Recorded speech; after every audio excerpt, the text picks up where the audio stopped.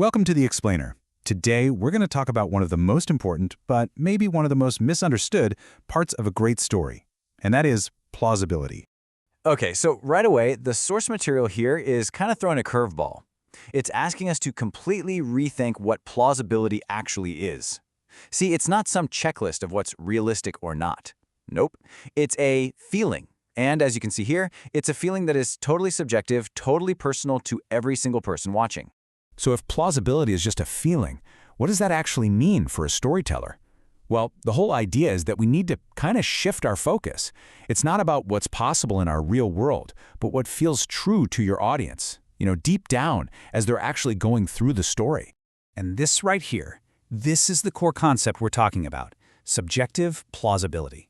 It has nothing to do with facts and figures or cold hard logic. It's all about an emotional judgment. It's like, imagine every single person in your audience has this little internal truthometer. But the thing is, this meter doesn't care about physics or what could actually happen. It only measures one thing, how true something feels. And listen, this distinction is absolutely crucial. I mean, think about it. We can totally get on board with dragons or faster-than-light travel or magic, all things that are, impossible in the real world. Why? Because the story respects our emotional truth. It's all about that gap between what's logically possible and what we're willing to believe and feel inside the story's world. Okay, so this is where things get, well, really tricky. If this sense of plausibility is totally different for every single person, then how in the world are you, as a writer, supposed to create one story that connects with everybody? Yeah, that's the big challenge, isn't it? I mean, just think about it for a second. Every single person who picks up your book or watches your movie, they're bringing their entire life to the table. You've got their personal memories, their unique experiences, their emotional triggers, their cultural background. All of it comes together to create this one-of-a-kind filter that they see your stories through. We're all starting from a slightly different spot. So what does that mean? It means when you've got a popular story, you're not just writing for one audience. Oh no, you're writing for potentially millions of different minds, all at the same time. And every single one of them is its own unique filter, its own lens. So, this is it. This is the big question for every storyteller out there.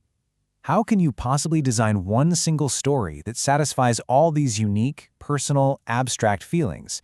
How do you create one shared truth when you're starting with a million different perspectives?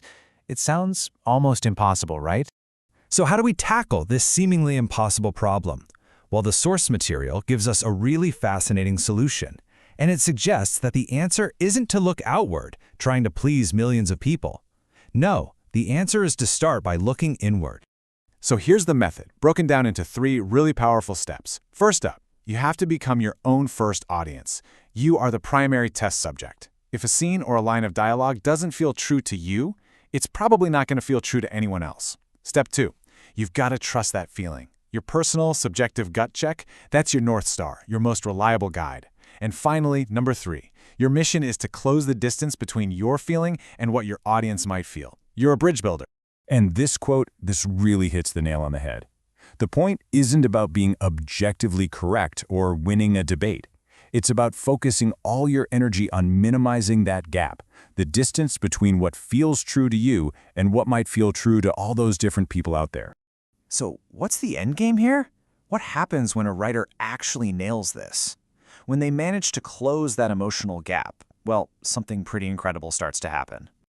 Okay, picture this. When your story begins, every single person in the audience is looking in a slightly different direction. Their perspectives are scattered all over the place, right? Each one is seeing the world through that unique filter of their own life we talked about earlier. But here's the magic. A really well-told story, one that's built on this strong sense of subjective truth, starts to act like a magnet or a kind of gravitational pull. Slowly but surely, it starts to draw all those scattered gazes, all those different viewpoints together, pulling them towards one single shared center. And that is the magic of a great story. In the end, a shared truth is created. A million different people from a million different walks of life, they experience the exact same emotional truth at the exact same moment. They're all on the same page. That's it.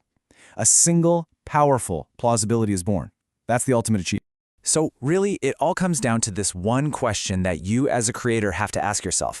Is your story just making logical sense, or is it gathering the hearts of your audience? The big takeaway here is to maybe think a little less about perfect logic and a whole lot more about genuine connection, because that right there is where you find the real, lasting power of storytelling.